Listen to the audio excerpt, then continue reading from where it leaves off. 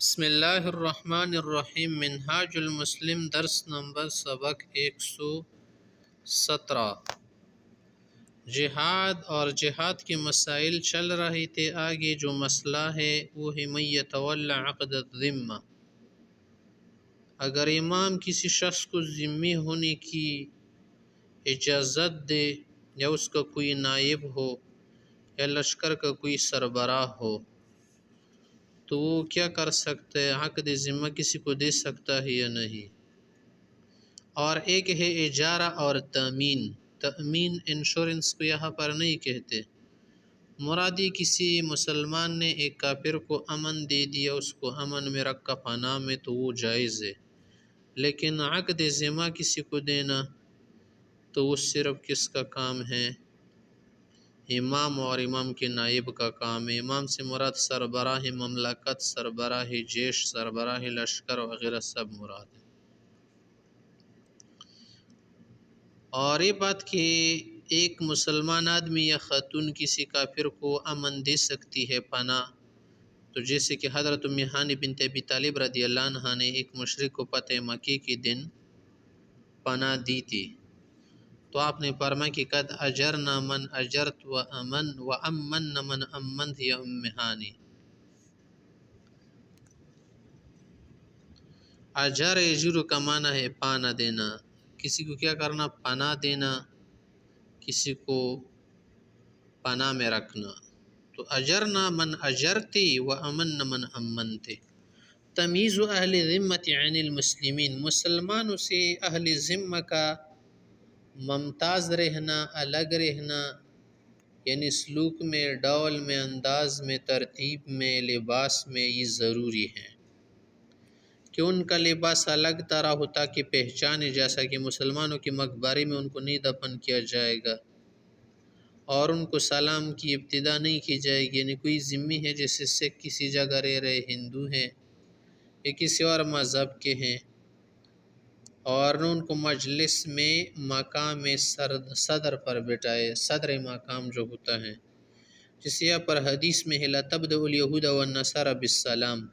اگر یہودی تمہارے ساتھ رہ رہے ہیں کسی جگہ پر، محلے میں، گاؤں میں، علاقے میں، بازار میں، شہر میں، تو تم نے سلام ابتدا نہیں کرنی ہے، سلام کی ابتدا تم مت کرو۔ اس نے کیا تو ٹھیک ہے، کر لو، آپ دعا کی نیت سے جواب دے سکتے ہیں۔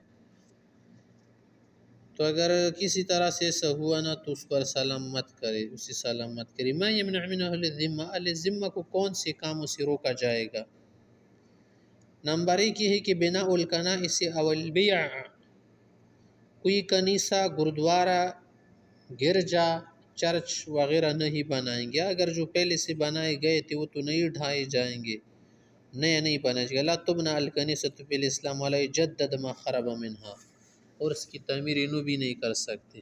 نمبر دو، تعلیۃ بناء منزلہ علی منازل المسلمین، کوئی ذمی کافر غیر مسلم ہے تو اس کا گھر مسلمان کے گھر سے زیادہ اونچا نہیں ہونا چاہیے، اس کی چھت چار دیواری اوپر اور مسلمان کا گھر اور ان کی خواتین اس کو نظر آ رہی ہو۔ نمبر تین، التظاہر امام المسلمین بشرب الخمر واکل الخنزیر والاکل وشرب فی نہار رمضان،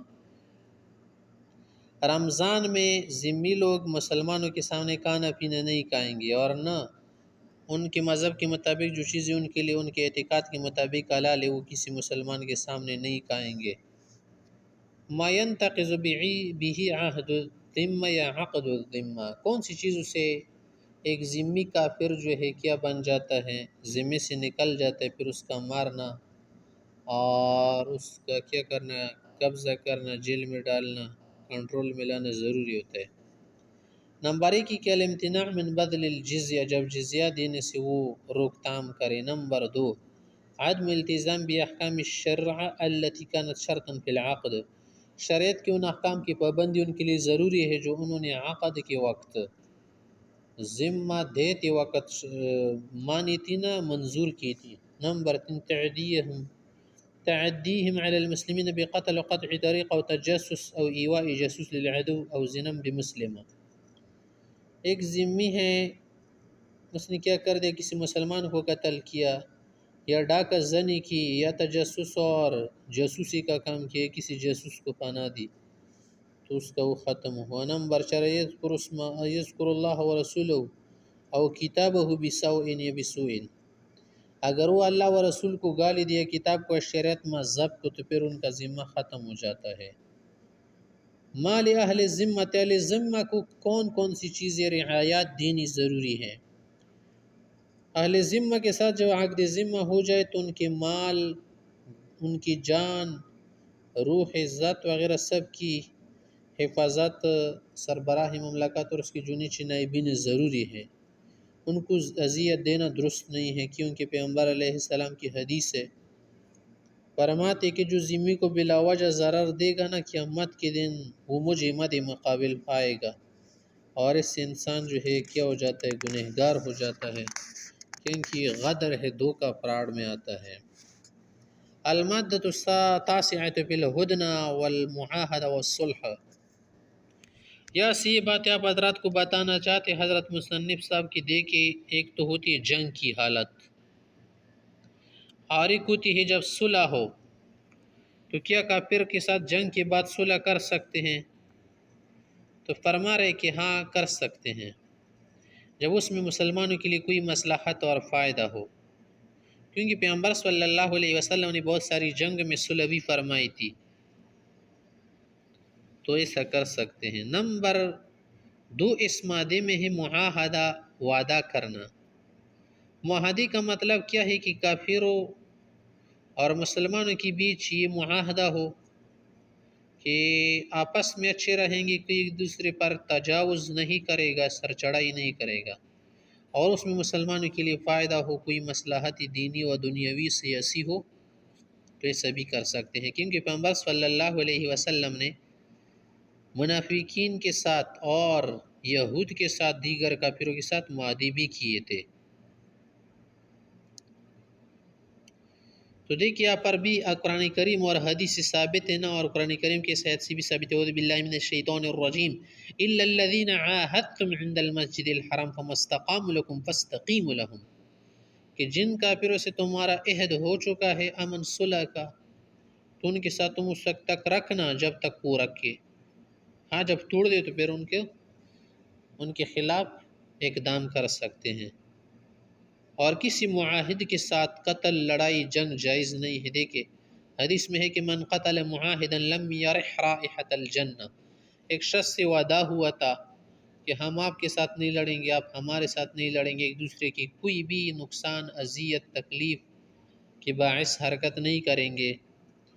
تو ایک مسلمان نے دھوکہ کر کے اس کو مار دیا، کسی طرح سے کچھ کر دیا، تو اس شخص پر جنت کی خوشبو حرام ہے.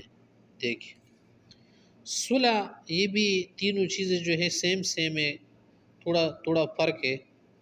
وہ یہ ہے کہ دو مسلمان کافروں کے ساتھ کسی چیز پر صلح کرے مثلا، اور ان کے لیے اس میں فائدہ ہو. جیسے کہ پیغمبر صلی اللہ علیہ وسلم نے صلح حدیبیہ کیا تھا نا کافروں کے ساتھ، جب احرام باندھے تھے، مدینہ سے جا رہے تھے عمرے کے لیے، عمرہ نہ کر سکے، عمرۃ القضاء پھر فرمایا، لیکن اس سے پہلے انہوں نے صلح حدیبیہ کیا. اور اہل نجران کے ساتھ بھی صلح کیا تھا کہ اہل نجران ہم کو اتنا مال دیں گے، اور اب بحرین کے لوگوں سے کیا تھا، صلح کی تھی کہ آپ ہمیں ایک معین جزیہ دیں گے، اور قیدر دوائمہ کے ساتھ کیا تھا. تو دیکھیے ہمارے لیے مثالیں ہیں. آگے جو مسائل ہیں وہ غنیمت، خراج، جزیے اور تنفیل کے متعلق ہے، وہ بھی ہم آپ کو آنے والی جو ویڈیو ہے اس میں، آنے والے درس میں سمجھائیں گے. فی الحال آپ کے لیے یہ جو پوائنٹس تھی نا ہم نے واضح کر دی.